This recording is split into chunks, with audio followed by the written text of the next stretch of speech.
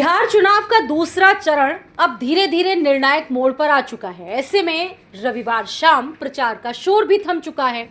वहीं अब सबकी निगाहें 11 नवंबर को होने वाली मतदान पर टिक चुकी है। इस चरण में कुल 20 जिलों की 122 सीटों पर वोट पड़ने हैं। ये चरण चुनावी दृष्टि से बहुत अहम रहने वाला है, क्योंकि इसमें राज्य सरकार के 12 वर्तमान मंत्रियों सहित कई बड़े नेताओं की प्रतिष्ठा दांव पर लगी हुई है।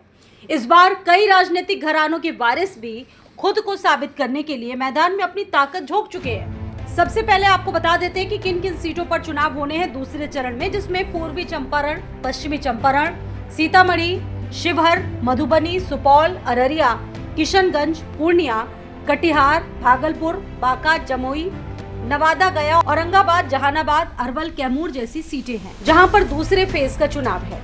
हालांकि इस अंतिम चरण में महिला और सीमांचल के वोटरों के पास सत्ता की चाबी है। जिस दल के खाते में ये वोटर होंगे, चुनावी पंडित भी यही मानते हैं, उस दल की सरकार बनने के चांस भी खूब होंगे। पहले चरण में जमकर वोटिंग होने के बाद अब राजनीतिक दल दूसरे चरण को लेकर अपनी प्राण प्रतिष्ठा सब कुछ दांव पर लगा चुके हैं, क्योंकि इस बार अपनी विरासत बचाने के लिए उतरे उम्मीदवार एड़ी चोटी का जोर लगा रहे हैं। दूसरे चरण की खास बात तो ये भी है कि कई सीटों पर मुकाबला सिर्फ राजनीति की नहीं है।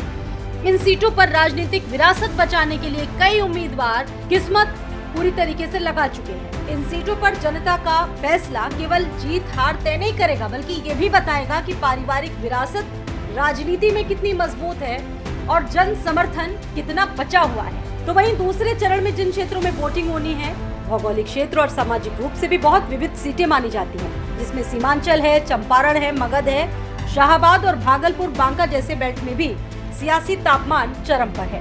पीके फैक्टर सीमांचल और मगध क्षेत्र की एक अहम सीटें हैं। एक तरफ जहां एआईएमआईएम की मौजूदगी मुस्लिम वोटों के बिखराव का कारण बन सकती है, तो वहीं प्रशांत किशोर युवाओं में रोजगार और पलायन के मुद्दे को लेकर एक नई राजनीति को गढ़ने की कोशिश में है, जो सीधे तेजस्वी यादव के जनाधार को चुनौती देती है। ये चरण एनडीए और महागठबंधन दोनों के लिए निर्णायक है।